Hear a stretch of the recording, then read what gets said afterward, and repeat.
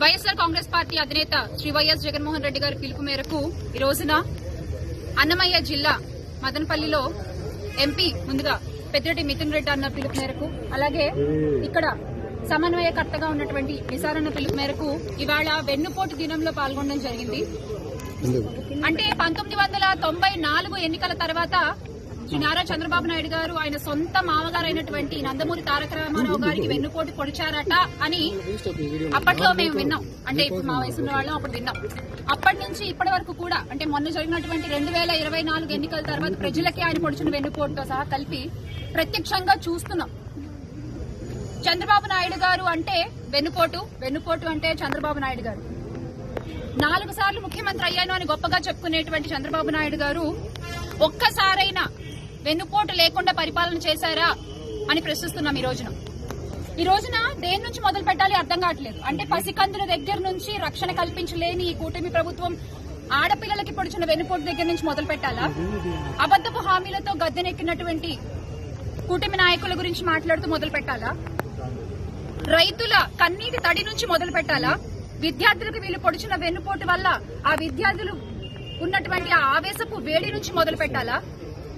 MDU వాహనాలు రద్దు చేసి కొన్ని లక్షల కుటుంబాలని రోడ్డు మీదకి లాగేసినారు ఈ రోజున. మరి అక్కడి నుంచి మొదలు పెట్టాలా? లేకపోతే డిఎస్సీ అభ్యర్థుల్ని అతి దారుణంగా వెన్నుపోటు పొడిచారు, అక్కడి నుంచి మొదలు పెట్టాలా? ఇలా చెప్పుకుంటూ పోతే దేని నుంచి మొదలు పెట్టాలో తెలియనటువంటి పరిస్థితి. సంవత్సర కాలం పూర్తయింది కూటమి ప్రభుత్వం అధికారంలోకి వచ్చి. కూటమి ప్రభుత్వం ఇచ్చే హామీలకి నేను బాధ్యుణ్ణి అని గొంతెత్తి అరిచినటువంటి పీపీపీ గారు, పిఠాపురం పీఠాధిపతి పవన్ కళ్యాణ్ గారు ఈ రోజున ఆయన కూడా మాట్లాడట్లేదు. మరి ఆయన దగ్గర నుంచి మొదలు పెట్టాలా?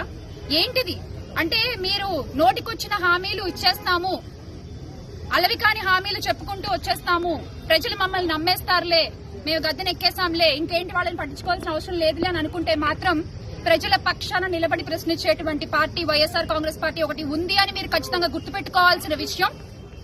మీరు మర్చిపోతే మీకు గుర్తు చేయడానికి మా పార్టీ కార్యకర్తలు పల్లె పల్లెలో, మండలంలో, గ్రామంలో, వాడలో ప్రతి చోట ఉంటారు.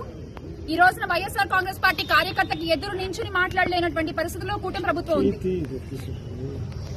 ఈ రోజున 10వ తరగతి విద్యార్థులకు కూడా అంత దారుణంగా మోసం జరిగింది. వాళ్ళని బడికెళ్లే పిల్లల్ని కూడా వెన్నుపోటు పొడిచింది ఈ కూటమి ప్రభుత్వం. ఈ రోజు అసలు అవినీతి గురించి చెప్పుకున్నట్లయితే కోట్ల విలువ చేసే భూమి 99 పైసలు కట్టబెట్టేస్తున్నారు.